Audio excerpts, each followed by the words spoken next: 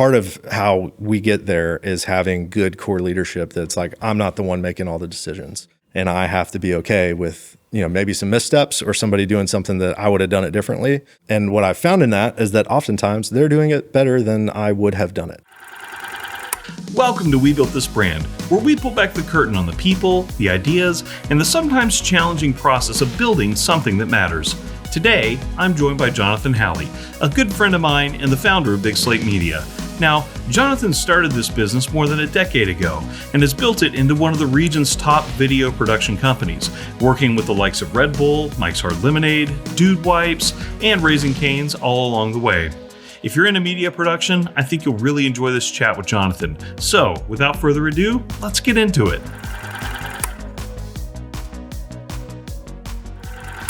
All righty, well, welcome to We Built This Brand. Jonathan, it's great to have you with me. Man, thanks for having me. It's so cool to hang out. Yeah, it's so exciting to, we were just talking earlier this week and you were like, hey, when am I going to be on? You were like, how about tomorrow? I was like, yeah, let's do it. No, It's amazing. Yeah.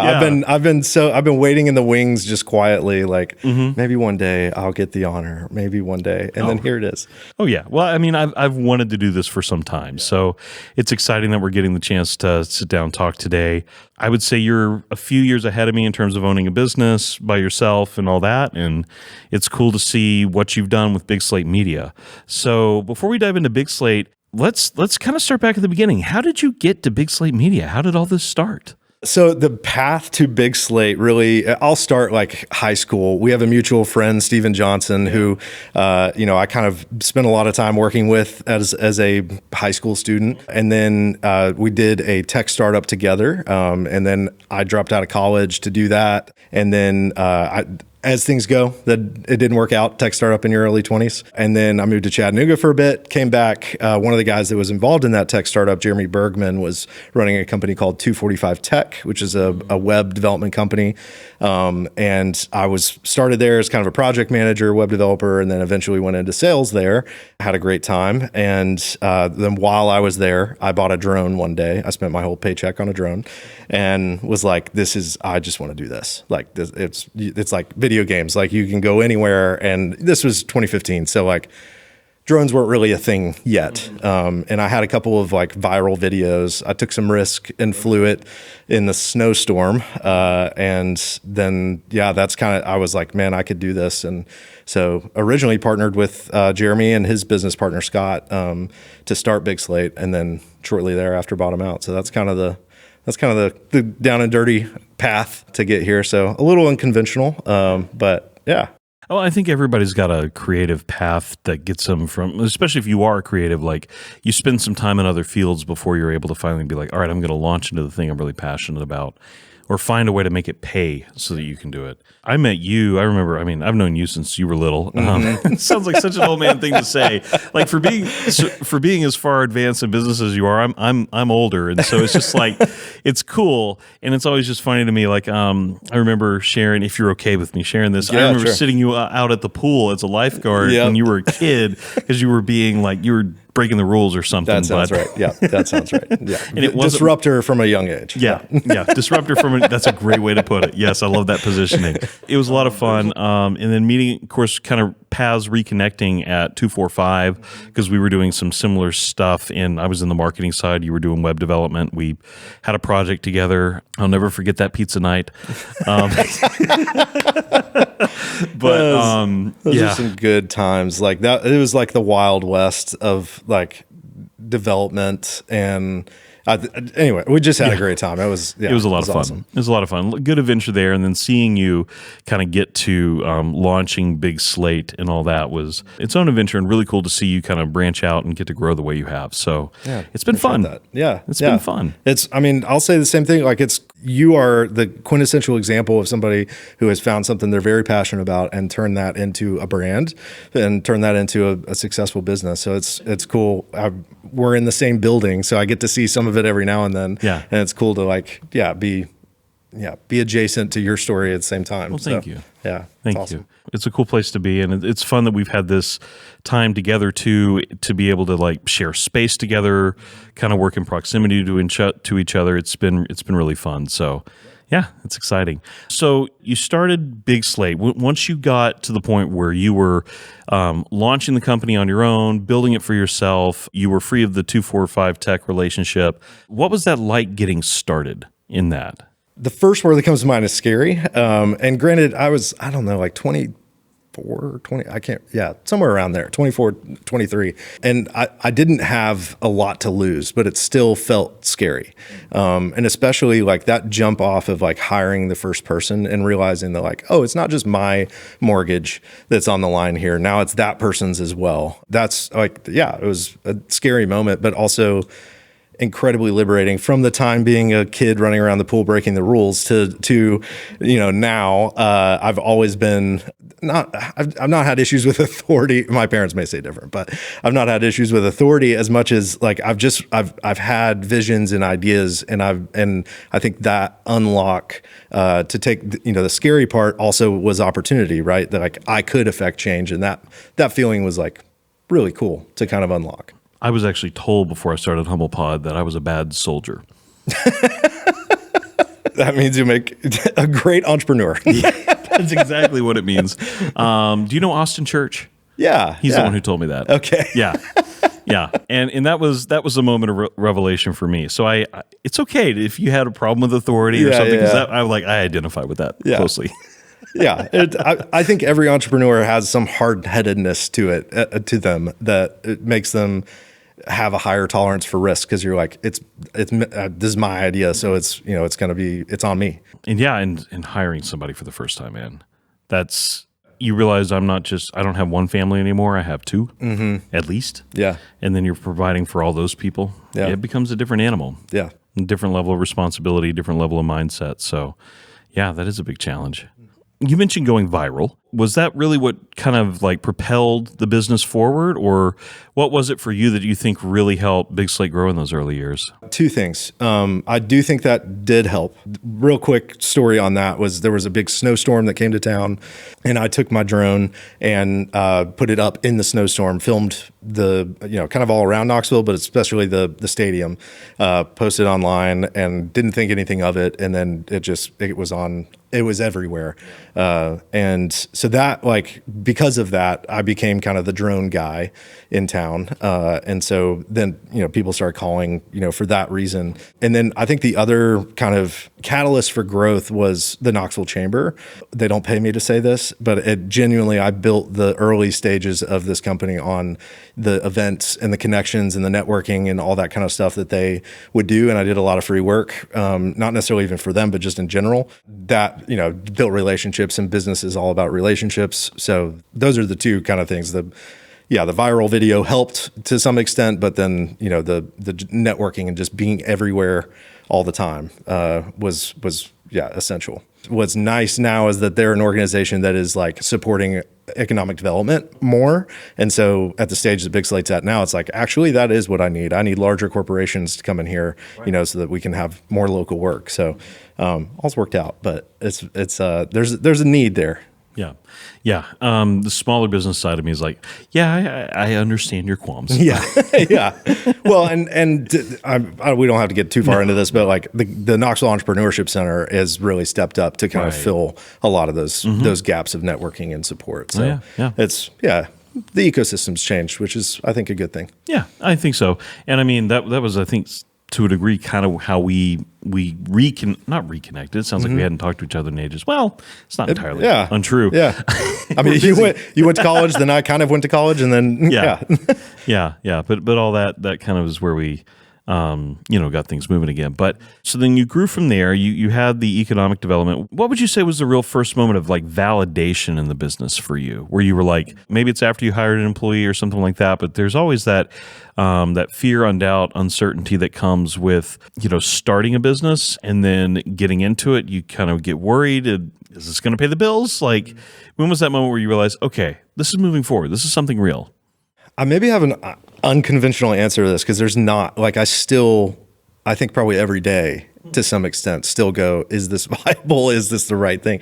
And that's not like, I'm not downplaying the success and all of that, but I think it speaks to like my mindset of entrepreneurship, that it is constant evolution. It's constant iteration. And that means change constant, which means no consistency, which means no safety. And I think I've found like at every level, whether, we have 32 employees now, from the first one to now, the hiring decision is still as equally as like, should we do this? Do we feel confident that we're going to be able to, sustain? So the validation is that people keep showing up here every day to work, that we keep getting work from clients that are, they'll come in and work with us one time. They'll keep coming back. That's super validating. There's not like a moment where I was like, okay, I have a business. It's kind of this constant worry that maybe I don't. that is helping propel growth. And like there's an unhealthy, aspect of that you could I could let myself get to, but it's instead of that, it's motivating. I feel that. Yeah. I think everybody does. Like, I think that's that, like you're building a brand, like you're taking risk, and like that there is a level of discomfort in that if you wait for the moment to be like, okay, I'm good now, it will never come. No, you got to kind of be comfortable living in that place of like existential fear and dread. Yeah. I would say opportunity and growth, but sure. Yeah, this is the more cynical aspect of it. But yeah, much better spin on it. Yeah. But yeah, man, that's a great place to be, and I mean, it's always a challenge, but in growing the business, you've built a big brand. I mean, Big Slate Media is well known in Knoxville. Everybody knows who you are. And how did you, like, from a brand perspective, how did you come up with the name Big Slate? Originally, when I did the drone video that went viral, we were called Depth of Field Productions, and it went viral, and somebody sued us and was like, "Hey, that's my name already, and you can't use it." So I was like, okay, well, I got to change something.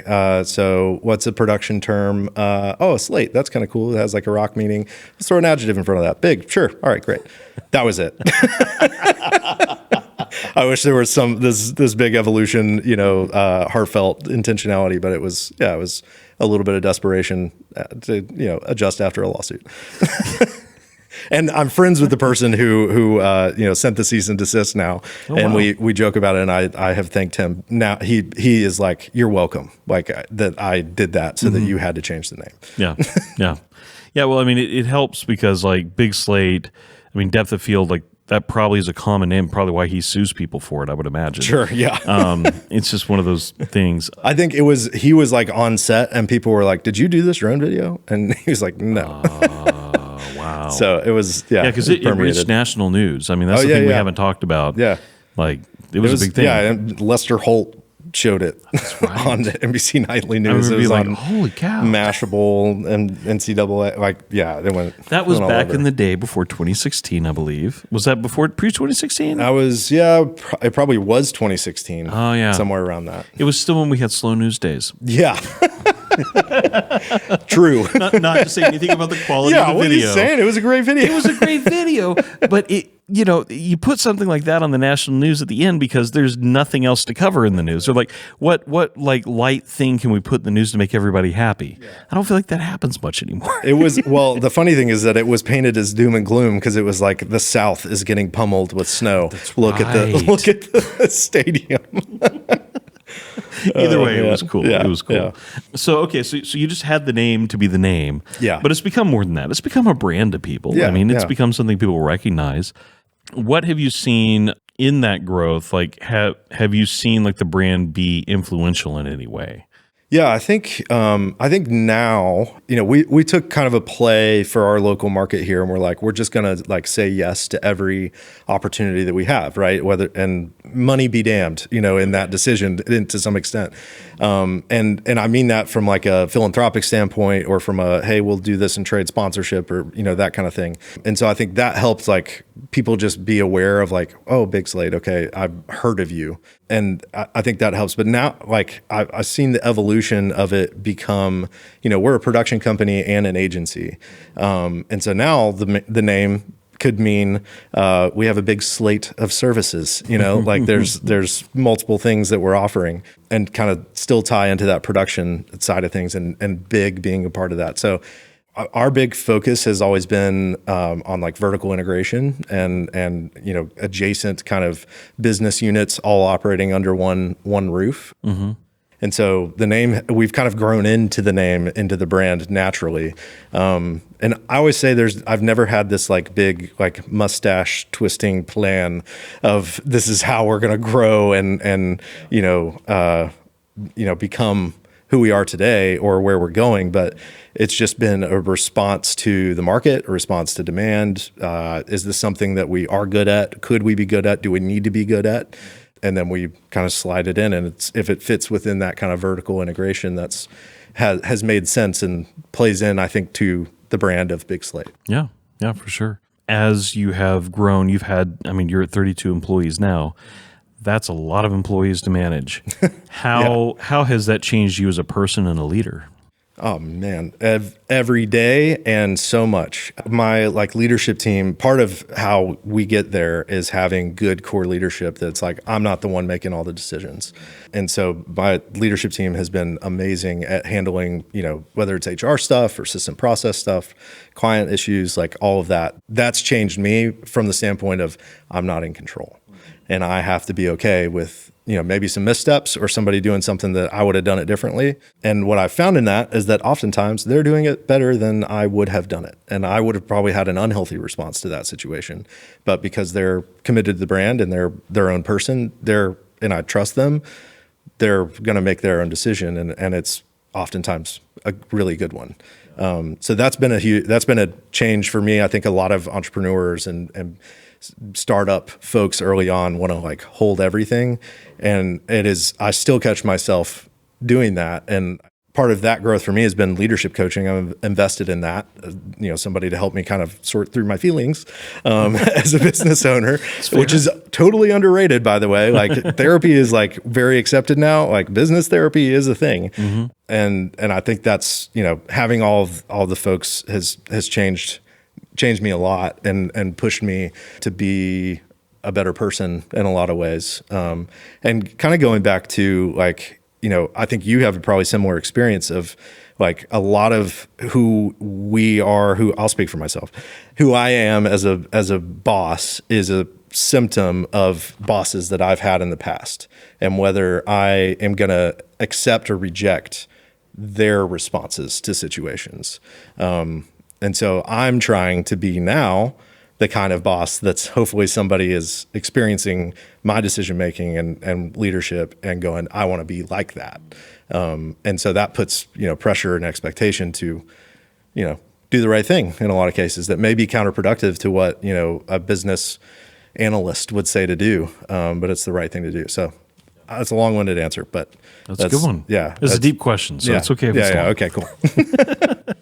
That was good. I totally understand that. And for me, a lot of my experience has been, what bad bosses have I had and what do I, not that all my bosses have been bad, but a lot of it has been very similar of what do I want to take? What do I want to not take from those people? And a lot of times it's okay, I don't want to be like this person, so I'm never going to do these things. And then sometimes getting deep into situations and being I get why they did that now. Dang it. Yeah. Dude, totally. Yeah. That there's been so many circumstances I'm I would never do it that way. And then I'd do it the other way. And I'm oh, that makes a ton of sense. Yeah. I get why they were a jerk. They had to make that decision, and that was a tough one. But yeah, that's definitely challenging. And I agree with you on coaching too. It's something I probably need. But, having seen it from the outside and actually worked with a couple of our clients that either are in that space, adjacent to that space, you gain trauma from working in businesses just the same way you get it from just everyday life and friends and family and wherever else. Yeah. So, it's all people. And hurt people. So that's it. It's really good to be in a place where you're thinking that through and being cognizant of it and trying to be better about it. Yeah, I think it's essential to growth. If you have a lot of turnover or you have employees that are just not like connected, you're not going to get, especially in a creative space, like you're not going to get the best work, out of that people. Not that that's what it's all about, but like they're not going to be fulfilled and they're not going to stay, or the work's going to suffer, the relationships suffer. Yeah. Takes a while to get there. Awesome. So as you've grown, where is Big Slate at today? Like, what are some things that you're working on that you can talk about, or things that you're excited about for the company? Want to launch a podcast without the hassle? HumblePod makes podcasting easy. From concept to launch, we'll help you create a professional, engaging show. Already have a podcast? We handle editing, show notes, transcriptions, and even video production, so you can focus on your content. With our tailored services, you get high-quality production, seamless publishing, and expert support at every step. Whether you're starting fresh or leveling up, HumblePod ensures your podcast sounds amazing and reaches the right audience. Visit humblepod.com to get started today.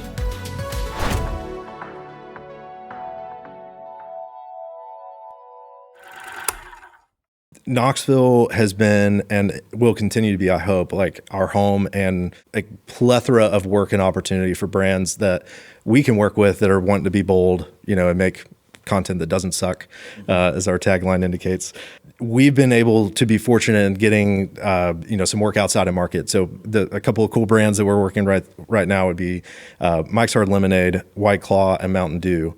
And we are traveling across the country with them, shooting a lot of their activations and creating social content with them. We do that in partnership with an agency that kind of facilitated that. And that's, for us, the short form content division has been a game changer for us to be able to, again, like I was saying earlier, like we see market demand and we see, can we help it? And that's one. It's like everybody needs short form content. How can we streamline that process? And we've got I think a really great system and super talented team to do that. Those are some cool, like, to throw some brands out there. Hope you're impressed. Another really cool thing is sound and music. We brought on William Wright late last year. That's allowed us the ability to do like sonic branding. So like the Netflix badump sound before it plays, like create that sound, that process of creating that sound. William kind of brought that to the table. And then we're also creating, original music for everything that we're putting out, which is amazing. He's wicked fast. And, that being 50% of the experience, you understand this as a sound person, like that is, to be able to craft that is like a total creative unlock for us. And so we just wrapped up Regal Entertainment's sonic branding.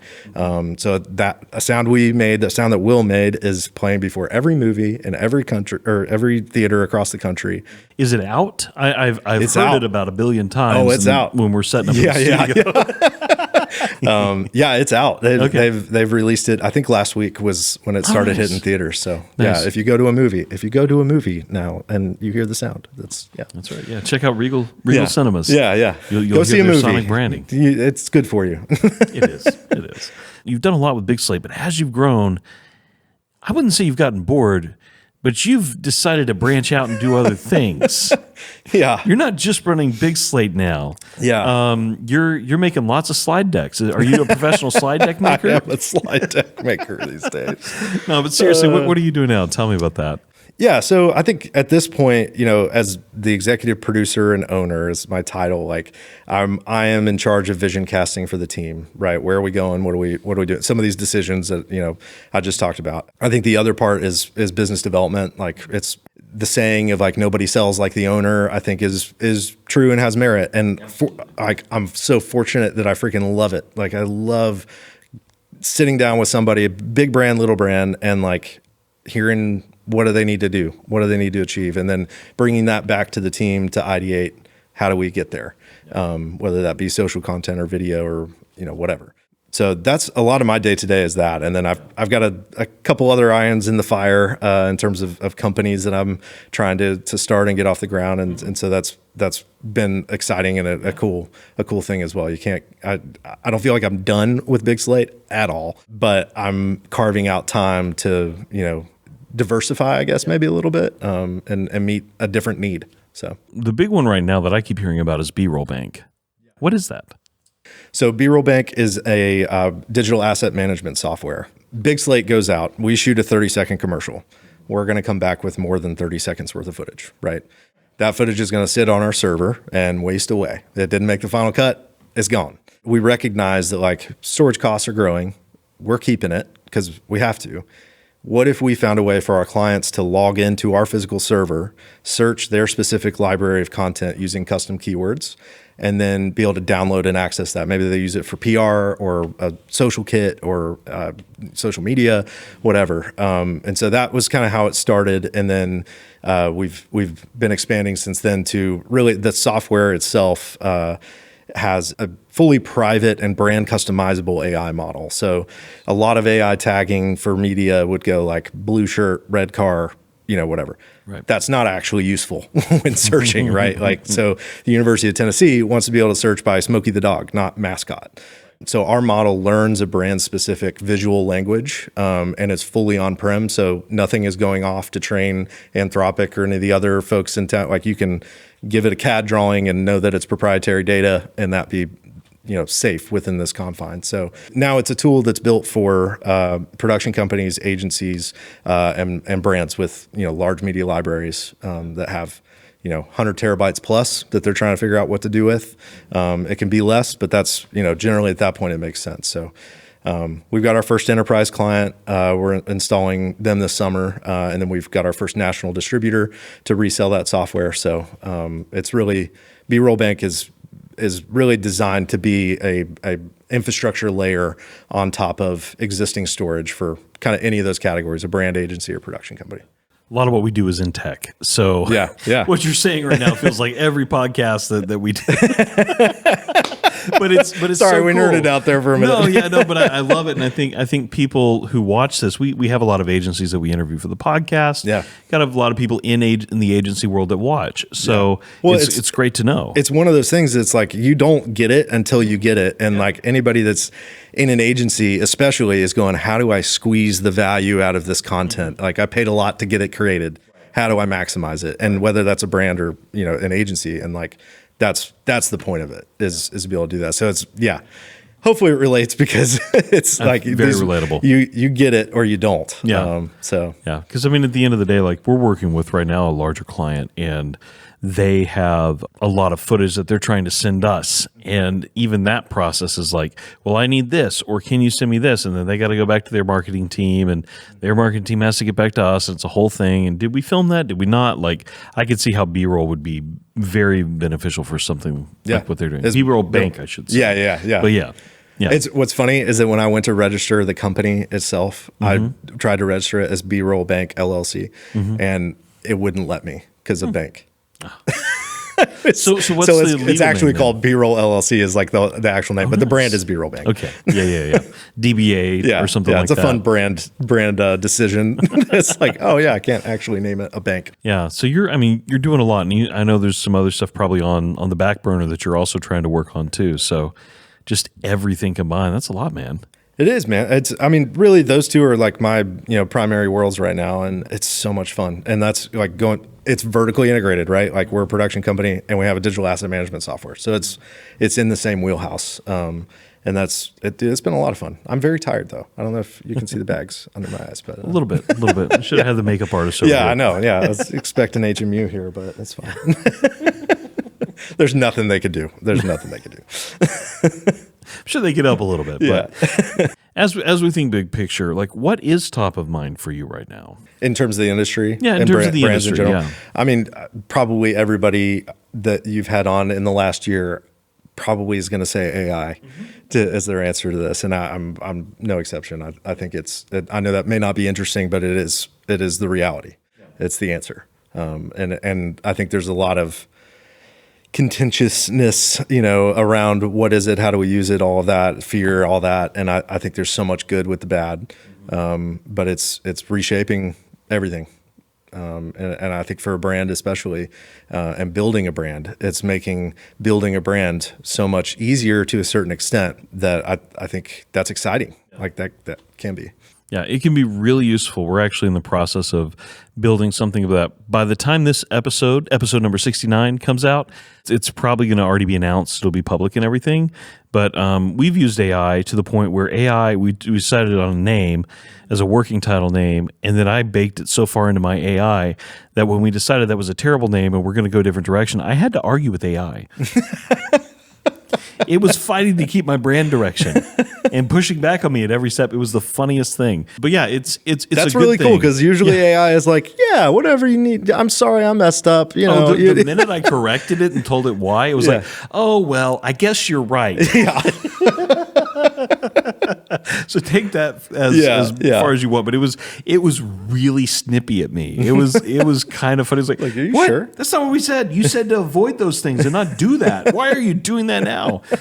That'll be its own conversation at a different time. But I say that to say, like, AI is definitely helpful. The challenge is the sameness of it, or the kind of like the uncanny valley effect with people doing Photoshop work. You can always kind of tell it's Photoshop. Not always if it's really good, but the same thing's happening with AI, where people are kind of getting to the point of like, you see a movie, oh, it's CGI. Now it's just assumed it's AI. Like, you know, there is that push and pull of like, I think industry leadership and people on the creative side see the value in it, but the consumer is so against it. It's this really weird dynamic. Yeah, I would totally agree. I think it is the perfect brainstorm buddy. It is the perfect organizer, consolidator, efficiency builder. On the brand side, to your point, like consumers in general, nah. But, you know, they're not about it. There's been several brands like Coke and I think Oreo that have like fired their agencies and are going, hey, we're going to just use AI. And interestingly, they're the only ones that I've seen, they put out an ad and like the sentiment has been positive about it. And I was like, crap, that's not good. Yeah. But by and large, everybody's against it. And you're on the flip side of that, you're seeing brands like Apple that are doing a new logo launch or something like that. And alongside of that, they're releasing a BTS behind the scenes video of a social proof. Here's how we made it. Yeah. And I think we're going to see a lot of that of like, hey, here's the storyboards, here's the, all the stuff behind the scenes that is now part of the deliverable package of building the brand. Yeah, there's that big kind of like push and pull where in some ways like the polish matters a lot, but in other ways you see content creators and things like that actually pushing against it and trying to be more raw, trying to be more open, things like that. So it's a balance. Have you started adding typos to your emails yet? I tell Claude to do it for me. There's like several like clients is like, wow, they're really not like, they really are sending like they're usually like very short, incomplete thoughts or something like that via email.